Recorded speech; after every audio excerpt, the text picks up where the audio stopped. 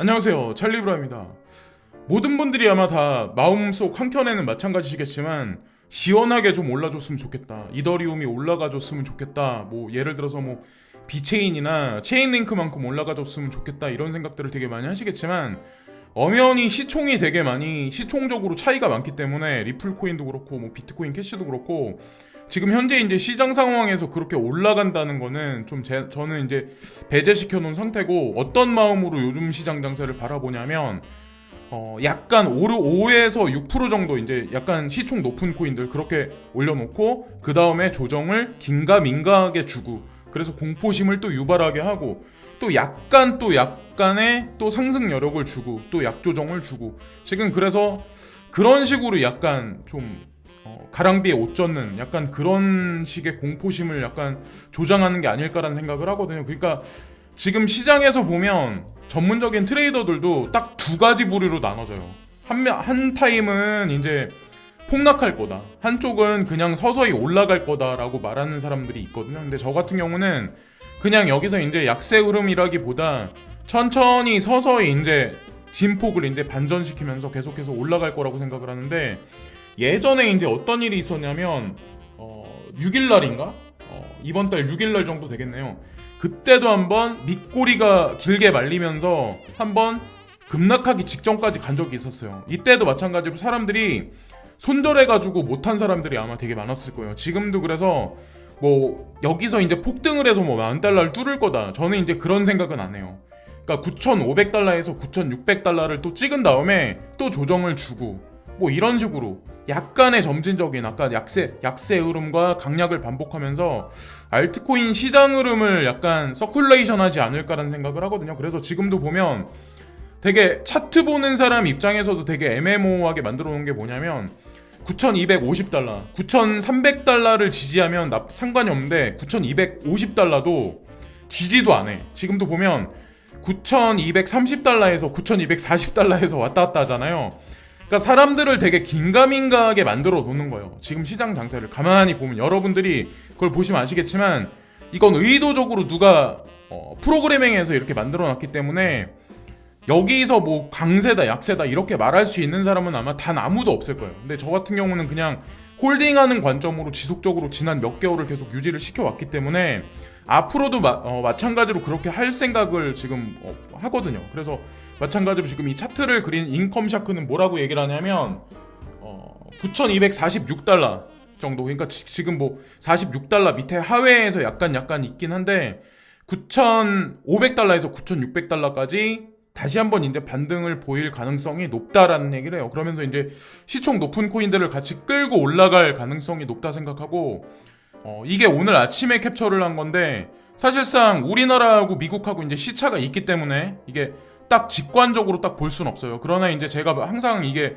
그레이스케일 자산운용사 포트폴리오를 계속 보여드리는 이유가 퍼센테이지나 시총 변화를 보여드리려고 저는 이제 보여드리는 거예요. 뭐 지켓은 어떻게 됐냐, XRP는 어떻게 됐냐, 뭐 라이트코인 어떻게 됐냐, 스텔라는 어떻게 됐냐, 호라이즌 어떻게 됐냐. 그리고 간혹 가다가 나는 라이트코인을 투자를 했는데 왜 라이트코인을 안 올라, 라이트코인 투자할 값어치가 있을까?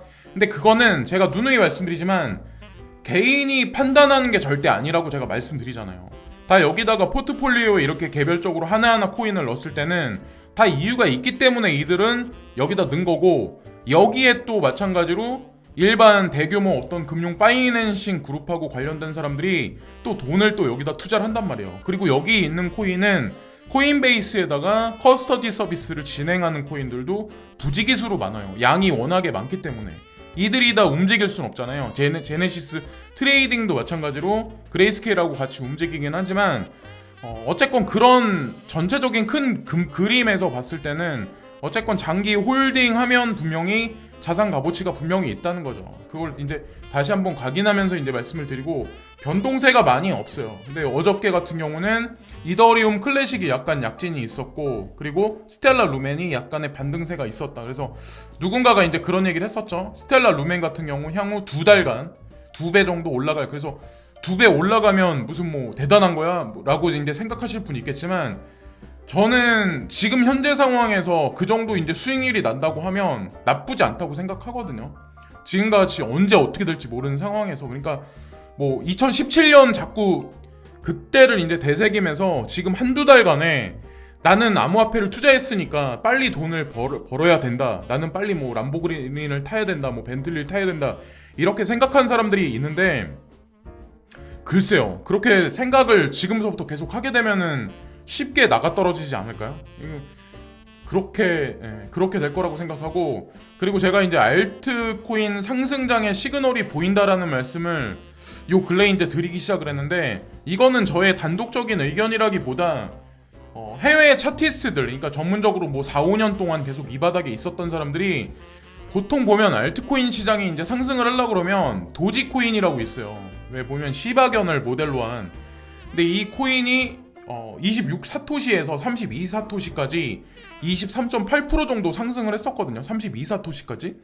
근데 보통 보면 알트 상승 시그널을 도지코인의 상승으로 되게 많이 보거든요. 그래서 이것도 한 가지 말씀드리고, 뭐 대다수의 네임드에 있는 사람들도 아마 비슷한 얘기들을 다들 많이 한 거라는 거를 여러분들도 아마 조사를 해보시면 아실 거고, 그거는 뭐 차후 이제 지켜보셔야 된다고 생각하고, 민이라는 분이 있는데 이분이 그 아이콘이라는 코인이 있죠. 한국의 뭐 이더리움이라고 하는 코인. 그래서 이 아이콘의 코어 펀더, 그러니까 이 사람이 뭐 대표적인 어떤 투자자이면서 뭐 개발자인 것 같은데, 플립사이드 크립토에서 FCAS 스코어 랭킹에 아이콘이 등재됐다. 그래서 아이콘이 점수를 받은 게 792점으로 네오코인 다음으로 점수를 높게 받았어요. 그러니까 상위 그룹의 플랫폼 코인 중에도 상위 그룹에 속해서 사실 들어가 있는 상황이죠.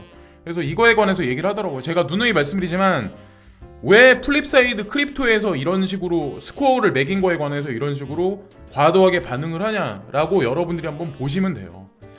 저도 이제 그래서 여러분들한테 플립사이드 크립토라는 그 사이트를 소개시켜 드렸던 거고, 개인적인 유튜브 하는 사람들이 뭐라고 뭐 어떤 코인 어떻다 떠드는 거에 관해서 뭐 대중은 좌지우지될 수밖에 없지만, 저도 마찬가지로 전문가가 아니고 그들도 전문가가 아닌데, 오히려 플립사이드 크립토닷컴이나 뭐 그레이스케일 자산운용사, 코인베이스에 뭐 어떤 그런 식으로 등재되어 있는 코인들 위주로 여러분들 포트폴리오를 구성해야 된다라고 제가 말씀드리는 이유는 다 이유가 있는 거죠. 자, 그걸 또 한 가지 또 말씀드리고, 주식시장하고 지금 보면 다우존스, 나스닥, S&P 500 지수는 지속적으로 계속 올라가다가 지금 요즘에 이제 조정 장세를 다시 거쳐요. 조정이 오는 게 또 당연한 거죠. 그리고 폭락이 올 거라 했는데 아직까지 폭락은 또 안 오고 있어요. 되게 이상할이 많지.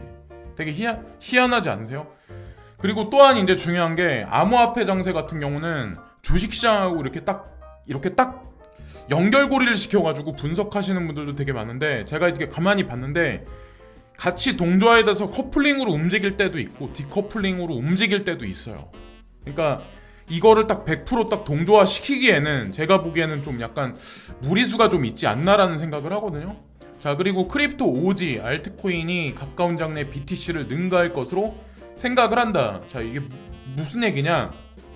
저도 이제 요 근래 계속 말씀드렸던 건데, 판타레 카피탈의 설립자인 댄 모어 헤드는 향후 몇 년 동안 알트코인이 비트코인보다 성능이 뛰어나다고 믿고 있습니다. 그래서 알트코인들이 2년 동안 비트코인보다 성능이 우수할 것이라고 하는 게 우리의 의견입니다 라고 여기선 얘기는 하지만, 2년은 좀 제가 보기에는 무리수가 있고, 2년간 높다는 건 좀 무리수가 있고, 저는 앞으로 한 두 달에서 한 올해 연말까지 만이라도 알트코인의 강세를 이더리움하고 연결시켜서 보는 게 어떨까라는 생각을 해요. 그래서 제일 마지막으로 제가 원화로 매수했던 가격이 27만 2천 원대까지 이더리움을 매수를 했거든요. 그래서 저도 이제 이더리움 쪽으로 많이 비중을 몰아놓은 상태이기 때문에 기다리는데, 이더리움 2.0에 관한 뉴스가 지금 되게 잠잠하고 나온 게 아직까지 없죠. 그렇기 때문에 뭐라고 말씀드리긴 뭐하지만, 뉴스는 항상 후행해서 나온다는 걸 여러분들이 아셔야 돼요.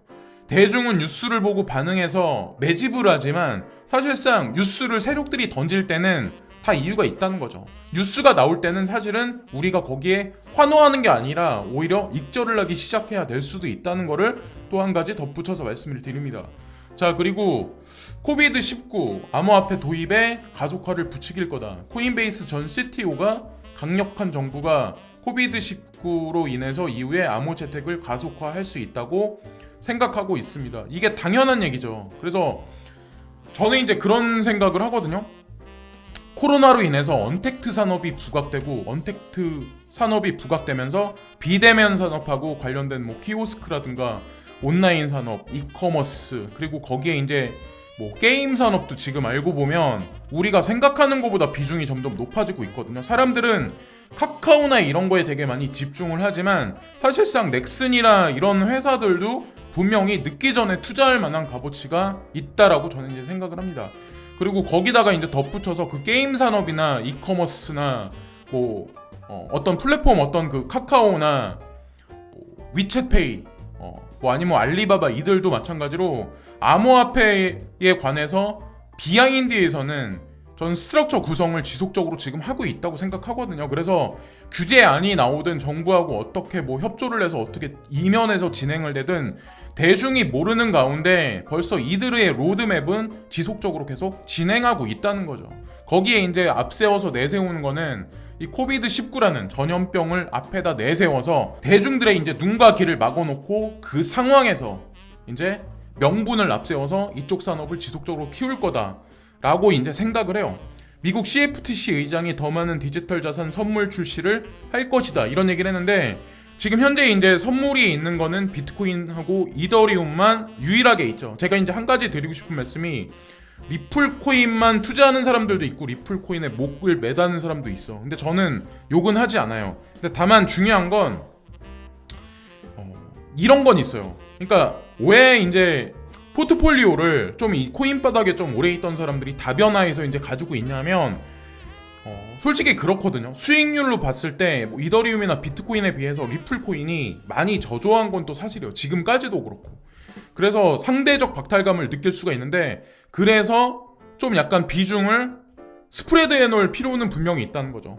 포트폴리오에 다각화를 분명히 해놓을 필요가 있고 여기서 이제 이 뉴스가 말을 하는 건 뭐냐면 만약에 어떤 자산이 증권으로 분류될지 명확해진다면 당신은 더 많은 디지털 자산의 선물 거래를 보게 될 것이다. 현재 비트코인과 이더리움은 미국에서 상품으로 분류된다. 비트코인과 이더리움 선물 거래가 합법적으로 이루어질 수 있다라고 하는 이유이다. 자, 여기서 비트코인과 이더리움은 상품으로 완전히 그 세계에서 분명히 그렇게 CFTC에서 그렇게 얘기를 했기 때문에 상품으로 분류됐기 때문에 이렇게 선물 출시가 되는데 리플코인 같은 경우는 상품도 아니고 증권형도 아니다. 지금 아직까지 모호하게 판결이 나오지 않은 상황이에요. 그렇기 때문에 이제 선물 출시가 못됐지만 비트코인하고 이더리움이 선물 출시가 됐기 때문에 다음에는 제가 개인적으로 보는 거는 아마 XRP가 선물로 등장될 가능성이 많다는 거죠. 그래서 여기 이거하고 제가 맞닥뜨려가지고 한 가지 이제 말씀드릴 거는 좀 이따 이제 다시 말씀드릴 건데, 자, 바이낸스에서 선물 거래에 관한 거, 비트코인은 롱이 51.99%로 우세하고 이더 같은 경우도 51%로 약간의 우세고, 그리고 XRP는 50.20%로 숏이 우세하다. 링크코인 51.80%, 링크코인하고 에이다하고 테조스 뭐 이런 것들이 되게 강세 흐름이 되게 많았었거든요. 그리고 아톰코인이 롱이 50.13%, 비체인이 50.52%, 그리고 카이버 네트워크가 51.24%, 그리고 컴파운드가 롱이 50.61%. 카이버 네트워크는 보이저라는 캐나다 거래소가 있는데 거기에 또 상장이 됐어요. 네, 그래서 카이버 같은 경우도 눈여겨서 지속적으로 홀딩하고 계신 분들은 제가 이제 개인적으로 보는 거는 나쁘지 않은 흐름이 앞으로도 갈 가능성이 높다라고 생각을 합니다. 일단 그래서 이것도 한번 또 말씀드리고, 제가 조금 전에 이제 뭐 리플코인에 관해서 이게 증권이냐 상품이냐 그 점수를 아직까지 미국 정부에서 불분명하게 내리고 있는데, CRC라는 크립토 레이팅 카운슬이라는 게 있는데 제가 예전에도 이제 말씀드렸지만 얘네가 CFTC하고 SEC하고 되게 긴밀하게 자료를 서로 주고받고 하는 게 되게 높아요. 그러니까 법하고 관련되어 있는 어떤 그 증권선물거래위원회, 상품선물거래위원회에 있는 사람들이 암호자산 시장에 관해서 뭘 알기 때문에 그 사람들이 어떻게 이거에 포인트를 딱 정확히 매길 수 있겠어요. 누군가 이 전문가들이 있어야 될 거 아니에요. 그래서 제가 이제 누누이 말씀드리지만 CRC를 만든 거는 코인베이스다. 코인베이스는 미국 증권거래위원회하고 긴밀하게 연결고리가 있다. 그리고 여기 서클사가 있죠. 서클사, 비트렉스, 앵커리지, 그리고 크로스타워가 6월달인가? 6월달에 여기 조인해서 여기 들어갔고, 이토로라고 한국으로 따지면 이제 키움증권 같은 어떤 그런 건데, 이토로를 사용하는 전 세계 시민들이 되게 많아요. 생각보다 온라인 어떤 그 트레이딩에서, 주식시장에서. 그리고 제네시스 있고, 그레이스케일, 크라케인, 그리고 오케이 여기 있는데, 어쨌건 이들이 다 관여가 돼 있다는 거를 이제 말씀드리고, 자 1점에 가까울수록 보면은 상품이다, 커뮤니티. 그리고 4점에 가까울수록 시큐리티인데, 여기 보시면은 알고랜드, 어우거, 베이직 어텐션, 비트코인, 체인링크, 코스모스. 참고로 이제 비트코인 같은 경우 1점이에요. 자, 그리고 다이가, 대시, 디센트럴 랜드. 제가 이거 보여드린 이유는 그나마 이들이 눈여겨서 포인트를 여기다가 매겨놨다는 얘기를 여러분들이 보셔야 돼요. 1점으로 가면 좋은 코인이고 4점으로 가면 나쁜 코인이다, 이런 걸 말씀드리는 게 아니에요.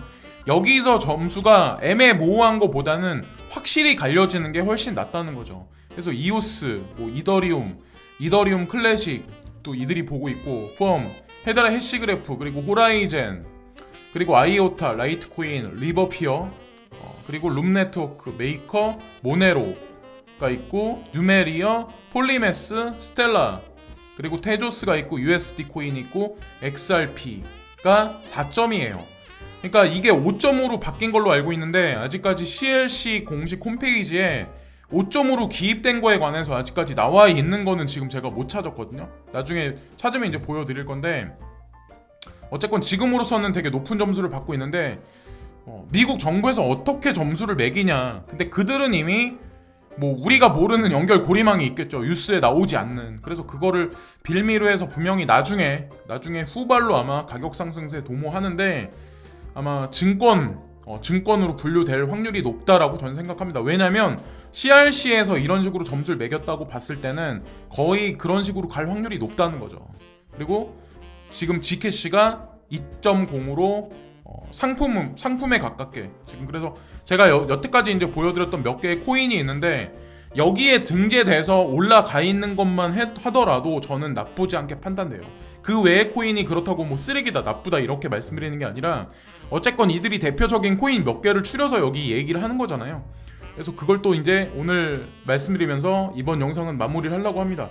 그래서 뭐 이번 영상에서 제가 딱 뚜렷하게 뭐 이렇다 저렇다 이제 말씀드린 건 없는 것 같은데, 솔직히 그래요. 지금 이제 장세를 보면서 지루해하시고 힘드시고 막 이러신 분들이 아마 되게 많을 거예요. 저 또한 사람이기 때문에 날은 덥고, 뭐 예를 들어서 부동산 투자도 마찬가지야. 어디다 뭐 재개발한다는 지역에 부동산 하나 갖고 있었는데 재개발은 죽도록 안 돼.